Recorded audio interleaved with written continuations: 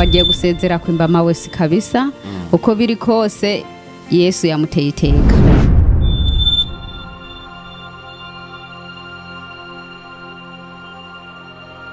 Hello ndabahaye mwiriwe ndetse na bwakeye mwese bivanye n'umumwe aho haherereye.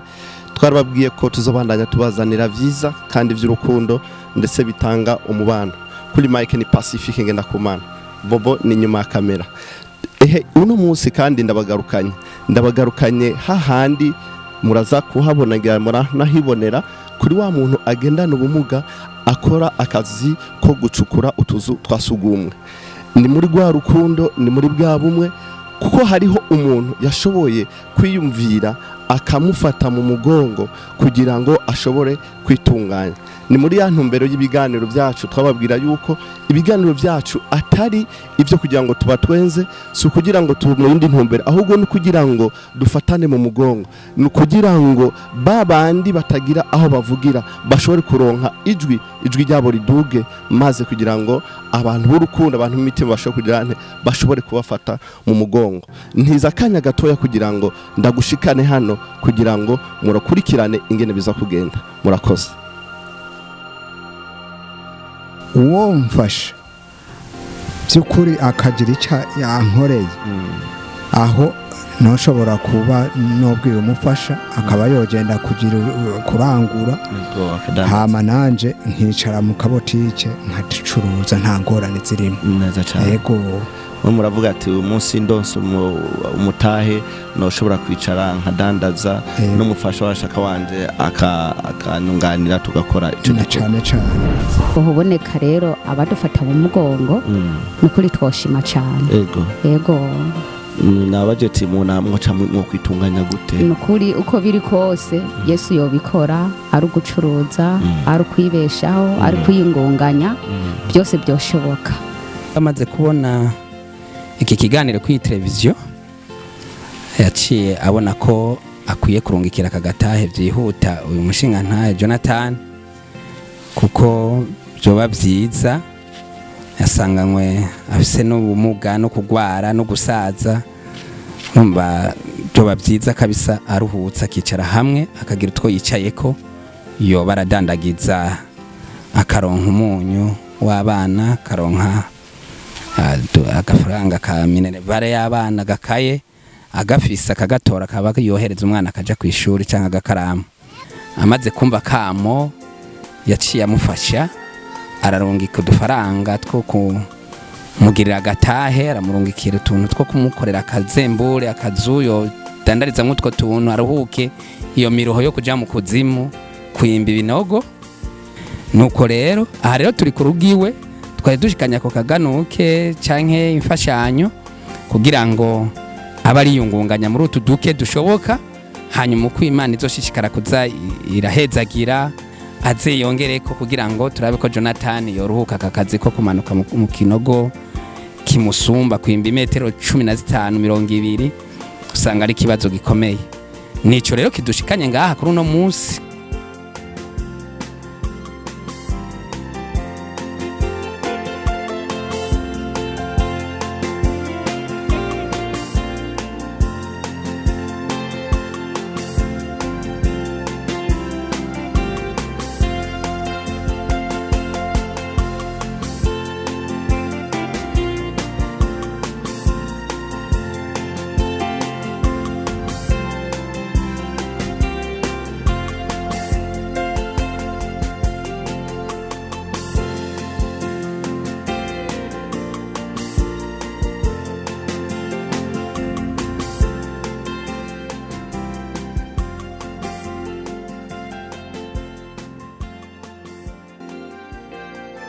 Yemwe mfise umunezero udasanzwe, nukuri Imana ishigwe hejuru cyane kandi nishimye.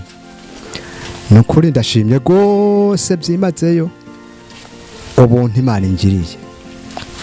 Ahantu naringeze hari habi, ahantu naringeze hari ahantu hatirimuka, novuga ko nari hejuru y'urupfu. Mbwira nko kubona umuntu nkabigira Imana Jonathan yembiwe se akamanuka ku kiziriko, mbega hamwe ikiziriko cyocika ntiwumva ko ubuzima bwiwe bwaba buzimanganya. Ni ukuri ndashimye cyane byimazeyo, nshimira Imana yo yakoreye muri aba bantu. Ngiriye ko rero nshima, ndashimye cyane n'iki kimenyesha amakuru. Ni ukuri Imana ibahezagire kubona mwaritanze mukemera mukanza hano kwa Bigirimana Jonathan, ari umuntu agendana ubumuga, umuntu ari mu isi y'abandi. Ni ukuri no kwitanga kudasanzwe mwakoze. Hariho benshi batari kubikora bivanye nuko babona uwo muntu wariwe. Ndabashimiye cyane, Imana ibahezagire. Nuko rero nshimiye kandi aba bantu televiziyo by'ukuri nayo nyene ndashimiye. Imana ibahezagire rwose kandi ikomeze igirire neza iki cyuma cya televiziyo, ntikize kigere kigira ingorane. Yego, kuko Imana itabayemwo ntabwo ibintu byogenda neza. Turasabye rero umugisha kuhoraho, ihezagire icyo cyuma, kibandanye gukora, gikore neza, hama n'abagikoresha bose baroranirwe. Imana ikomeze kubagirira neza. Murakoze. Nkongera nkashimira cyane n'irishira hamwe kiyiwe nyene riri hano aha muri Buganda, kuko abantu bambaye hafi n'aba nyene bariko barakora kuri rishira hamwe. Irishira hamwe by'ukuri Imana irihezagire naryo nyene riterereje imbere gose. Hama ndongeye nshimiye n'uyu mupfasoni yumvise akamo mu Felicitesi amuteye, aca yiyumvira ko yoba wa mbere na mbere kugira icyo amfashije. Ibyo yamfashije murabibona, yaranyubakiye aka kabotike, hama none anshiriyemo utu dukoresho. Imana imuhezagire cyane. Yego, imuhezagire cyane kandi hezagirane n'abandi bipfuza kuba bogira icyo bamarira. By'ukuri nabo nyene Imana ibahezagire kugira ngo nibahezagirwa baze babone abantu bameze nkanje, batwibuke kabisa. Hama rero sinoreka gushima gose byimazeyo ibi bintu bimaze kunshikira hano, ntabyo natsiga, ni kubwo buntu bw'Imana. Kandi by'ukuri Imana ni nziza cyane, kandi Imana ikunda abayo, kandi Imana ikunda abantu baciye bugufi, abantu bato cyane. Ni kuvuga rero je ndashimye cyane, ndashimye gose. Imana ikomeze ihezagire aba bantu bazohava bumva akakamo ndiko ndatera, bakagira icyo bamfashije nabo, kandi sinokwisabira je nyene bafashe n'abandi bameze nkanje nyene, kuko ni benshi aha mu isi yose tujyane abagendana ubumuga ni benshi kandi bagowe by'ukuri. Hariho nabo bagowe kunsumbya. Hanyuma rero ndashimye cyane cyane cyane, Imana ikomeze ibongerereze. Murakoze cyane. Yego, hama rero nshimiye kandi namwe abashitse mu ngendeye muri aka kamwanya ntarinda bitetse. Imana ibakomeze, ibagirire neza. Murakoze cyane kandi muze muhore gucyo, muzo muhorana umutima w'urukundo nk'uyu n'uwo Imana idusaba. Yego, murakoze. Murakoze cyane. Hanyuma rero tugatera kamo abantu bose bobona umutamu ko amerewe, baba hano mu Burundi, amashengero canke leta canke amashirahamwe asanzwe afasha abantu bantahonikora canke batishoboye, ko boshika kuri uyu mushinga ntaye Jonathan bakamutabara, kuko ari mu buzima buzimvye, ari umuntu atunze umuryango w'abantu batari bakeyi, akaba rasiyo ayikura aho hantu. Byoba byiza bamushitse ko bakamushikako bakamutabara, bakamwongerereza utu tuntu twabonetse mw'iyo ntumbero twasiguye.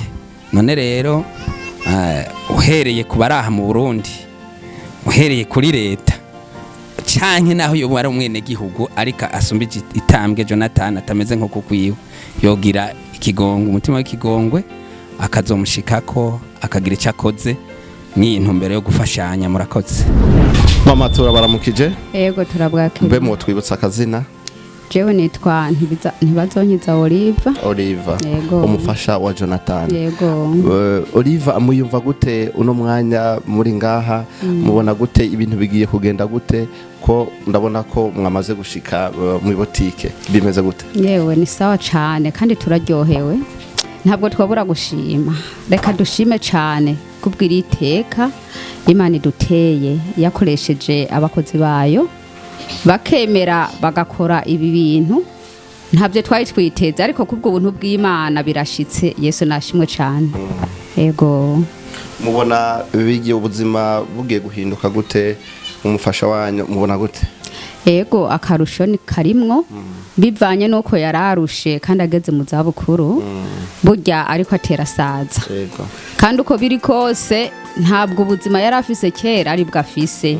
ubu burako burahera burako bushira agenda ariko kubwo tubona iyi neza batuhaye kandi batugiriye ni byiza cyane agiye kuronka akarusho kandi agiye kubaho atekanye muri make ati agiye gusezerera yego agiye gusezera kwimbama wese kabisa uko biri kose Yesu yamuteye iteka mama reka tubashimire cyane ni nawo mwanya twongeye gusaba abantu banyu mukurikirana ibiganiro bica kuri Musiri Champion TV kubandanya mubikurikirana kugira ngo mugire ico mudutereye ku ma comment yanyu mugire na partage kugira ngo ibiganiro mubisangize n'abandi ciao ciao amen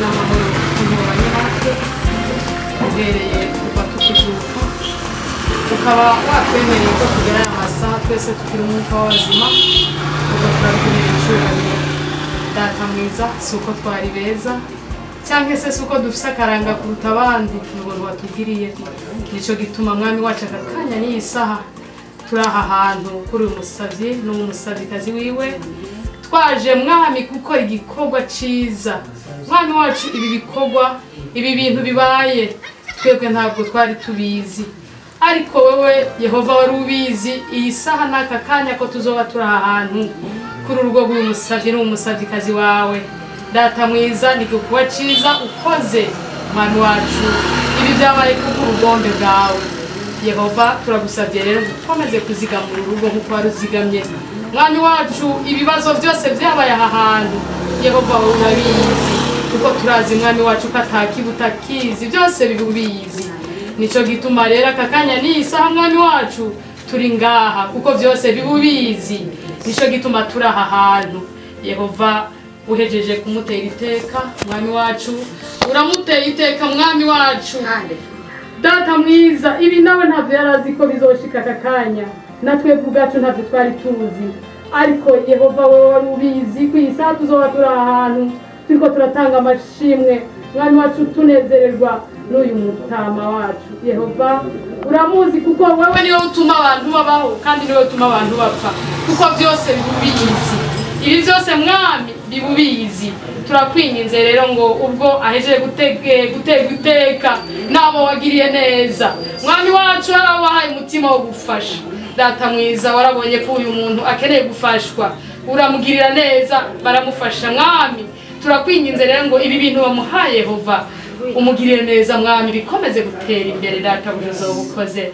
ahereye ku bintu bike ariko ndakwinginze uzobigwize mu buryo bwawe data mwiza uzobukoze adandaza ronka Yehova umuhimigisha n'imihezagiro wasezeraniye abagukunda mwami wacu ukomeze kwimucucurira ko data ubu nibyo byose uzobukoze umugirire neza nk'uko wamugiriye neza Yehova hariho n'abandi benshi bameze uku mwami wacu ntubibagire n'abanyene ukomeze kubaba hafi bagire neza mwami wacu ubahe mwami wacu gufashwa databuja uzobukoze nk'uko nawe wamugiriye neza databuja n'abo bandi bose bava bari hirya no hino bamerewe nabi hariho twageze mwami dusanga hariho n'abandi bana bamerewe nabi mwami wacu byose urabizi kandi urabibona kuko byose biba mu bugombe bwawe ukomeze kubagirira neza nabo mwami ushobore kubagirira ubufasha ukoronderera ubufasha databuja kandi wabibonye ko bikenewe mwami kuko twebwe tutarabibona abo babibonye kera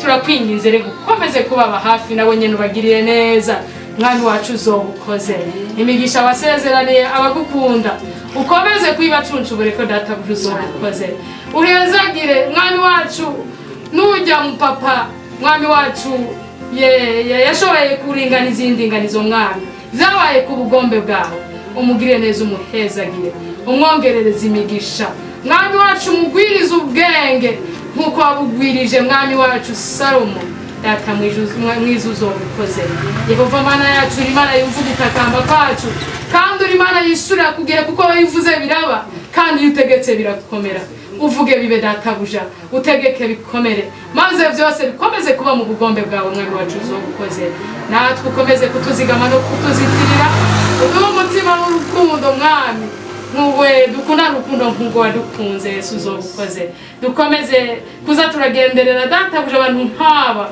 mwami wacu bagowe databuja uzobukoze uduhe umutima wo kubafasha mwami uzobukoze Yehova Mana yacu uri Imana yumva kandi yishura waravuze ngo iyo tutarabumura akanwa tuvuga wewe wamaze kubona ivyo tugomba data mwiza turagusabye rero bikeyi ariko ibyinshi ubona bibereye ivyo azotuma tuzokubona mwami wacu niwerekanwa ku bicu twese tukagusanganira tudatsindwa n'urubanza ubiduhera ubuntu muri rya zina ry'uwaducunga Yesu Kristo amen.